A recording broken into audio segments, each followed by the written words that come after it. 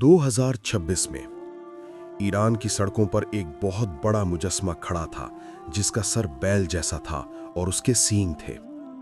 हुजूम उसके गिर्द जमा था।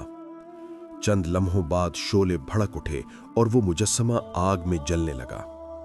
ये मुजस्समा बाल की अलामत था, एक कदीम बुत जिसका जिक्र कुरान में भी आता है और जिसका ताल्लुक हजरत इलियास अलैहिस्सलाम की कौम से बताया जाता है। लोग उसे जलते हुए देख रहे थे। लेकिन सवाल यह है कि आज के दौर में एक मुल्क हजारों साल पुराने एक बुत की अलामत को क्यों जला रहा था?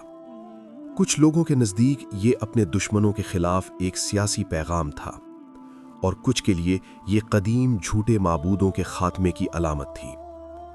लेकिन नाम बाल की तारीख जदीद सियासत से कहीं ज्यादा पुरानी है। ये कहानी है बुतों की, अंबिया की और हक और बातिल के दरमियान एक बड़ी जद्दोजहद की। ये समझने के लिए कि 2026 में वो मुजस्समा क्यों जलाया गया, हमें हजारों साल पीछे जाना होगा। लुबनान की वादी बिका में कदीम दुनिया के सबसे हैरत अंगीज खंडरात में से एक मौजूद है। यहाँ रूमियों ने अपने खुदाओं जुपिटर और बाकस के लिए बहुत बड़े मंदिर तामीर किए थे। लेकिन ये जगह रूमियों से भी बहुत ज्यादा कदीम है। रूमियों से बहुत पहले यहाँ एक माबूद की इबादत की जाती थी जिसे बाल कहा जाता था। ये इबादत इतनी मशहूर थी कि इस शहर का नाम ही बालबक पड़ गया, जिसका मतलब है बाल का शहर। ये नाम और ये बुत कुरान मजीद में भी जिक्र हुआ है, मगर इसे कोई राज या मुक़द्दस चीज बनाकर पेश नहीं किया गया, बल्कि एक तंबीह और इबरत के तौर पर बयान किया गया है। क्या तुम बाल को पुकारते और उसे पूजते हो और सबसे बेहतर पैदा करने वाले को छोड़ देते हो, यानी अल्लाह को? बाल की कहानी को समझने के लिए हमें ये जानना होगा कि ये बुत कौन था, कहां से आया और इसकी इबादत कदीम दुनिया में कैसे फैली। इसकी कहानी तकरीबन 5000 साल पहले शुरू होती है। असल में लफ्ज़ बाल किसी एक नाम का नहीं बल्कि एक लक़ब था। कदीम सामी ज़ुबानों में जैसे कनानी, फ़नीकी, आरामी और इब्रानी, लफ्ज़ बाल का मतलब था मालिक, आका या सरदार। ये बिल्कुल वैसे ही था जैसे अंग्रेज़ी में लफ्ज़ लॉर्ड इस्तेमाल होता है। ये लफ्ज़ आज भी अरबी और इब्रानी ज़ुबान में मौजूद है। अरबी में बाल का मतलब शौहर या घर का मालिक भी होता है। कदीम ज़माने में ये लक़ब मुख्तलिफ झूठे माबूदों के लिए इस्तेमाल किया जाता था, लेकिन सबसे मशहूर माबूद जिसे इस लक़ब से पुकारा जाता था वो हद्दाद था, जो बारिश और तूफान का देवता समझा जाता था। वक्त के साथ साथ यही लक़ब उसका असल नाम बन गया और उसे बाल हद्दाद या सिर्फ बाल कहा जाने लगा। कुछ मुहक्किकीन का ख्याल है कि जैसे जैसे उसकी इबादत बढ़ती गई, लोगों ने उसका असल नाम बोलना छोड़ दिया और सिर्फ लक़ब बाल इस्तेमाल करने लगे। बाल की इबादत की इब्तिदा तकरीबन 2500 क़ब्ल मसीह में मिलती है।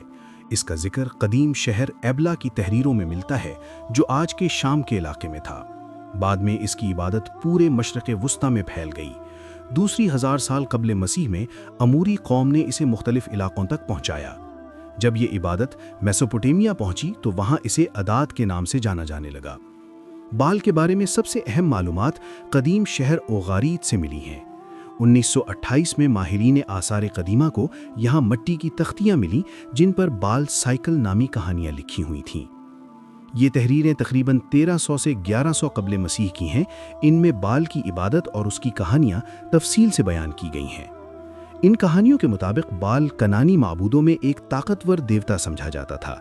इसे बारिश, बिजली, हवा और जरखेज़ी का देवता कहा जाता था। इसके कई अलकाब थे, जैसे बादलों पर सवार, फातिह बाल, ताकतवर, बेमिसाल। इसे अक्सर इस तरह दिखाया जाता था कि इसका सर बैल जैसा और जिस्म इंसान का होता था। एक हाथ में बिजली की कड़क और दूसरे में हथियार होता था। इसके सर पर बैल के सींग वाला हेलमेट होता था, क्योंकि बैल इसकी ताकत और जरखेज़ी की अलामत था। बाल की कहानियों में उसकी कई जंगों का जिक्र है। एक कहानी में वो समंदर के देवता याम से लड़ता है। याम दूसरे माबूदों पर हुकूमत करना चाहता था, लेकिन बाल ने उसकी मुखालफत की और आखिरकार उसे शिकस्त दे दी। इस फतह के बाद बाल को माबूदों का बादशाह मान लिया गया और उसे लक़ब मिला बादलों पर सवार। इसके बाद बाल ने अपने लिए एक अजीम महल बनाने की ख्वाहिश जाहिर की, उसकी बहन अनात और देवी अथिरात ने सबसे बड़े माबूद एल को कायल किया कि बाल के लिए सोने, चांदी और लुबनान की देवदार की लकड़ी से एक अजीम महल बनाया जाए। ये महल जबले ज़ाफून पर बनाया गया, जहां से बाल के बारे में कहा जाता था कि वो बिजली और गरज चमक भेजता था। लेकिन बाल का सबसे बड़ा दुश्मन मौत था, जो मौत और ज़ेरे ज़मीन दुनिया का देवता समझा जाता था। एक कहानी के मुताबिक मौत बाल से नाराज हुआ और उसे धमकी दी। आखिरकार बाल को ज़ेरे ज़मीन दुनिया में ले जाया गया और वो मारा गया। इसके मरने से ज़मीन पर कहत, भूख और तबाही फैल गई। जब ये खबर सबसे बड़े माबूद एल तक पहुंची तो वो बहुत गमगीन हुआ। बाल की बहन अनात ने उसकी लाश तलाश की, उसे दफन किया और फिर मौत से बदला लिया। बाद में सूरज की देवी शापशू बाल को दोबारा जिंदा करके वापस लाती है। कुछ अरसे बाद मौत दोबारा हमला करता है, मगर आखिरकार वो बाल के सामने झुक जाता है। ये कहानियां दरअसल मौसमों के बदलने से जोड़ी जाती थीं। लोग समझते थे कि जब बाल ज़ेरे ज़मीन जाता है तो खुश्क मौसम आता है, और जब वो वापस आता है तो बारिश होती है। केनान के लोग बारिश पर बहुत ज्यादा इन्हिसार करते थे, क्योंकि उनके पास मिस्र या मेसोपोटामिया की तरह नहरी निज़ाम नहीं था। इसी वजह से वो बायल को अपनी जिंदगी के लिए ज़रूरी समझते थे। बायल की इबादत बाद में मिस्र तक भी पहुंच गई, जहां उसे मिस्री देवता सेट के साथ जोड़ा गया। फेनिकी कौम के जरिए इसकी इबादत बहीरा रूम के इलाकों तक फैल गई।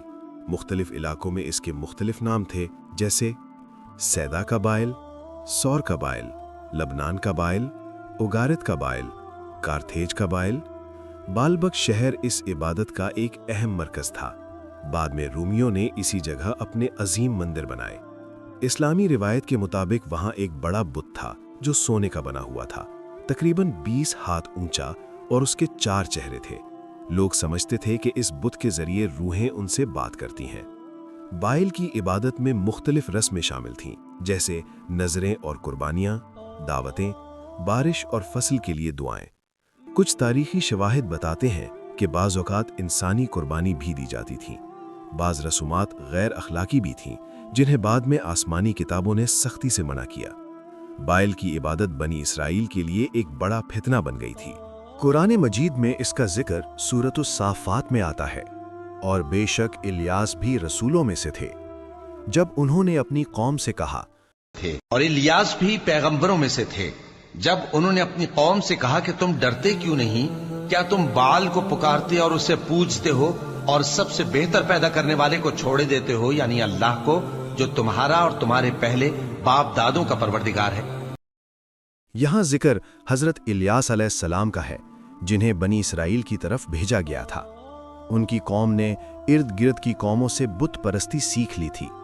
बाइबल के मुताबिक बनी इसराइल के बादशाह अखाब की बीवी जजीबल फीनी की थी, और उसने इसराइल में बाल की इबादत को फ़रोग़ दिया।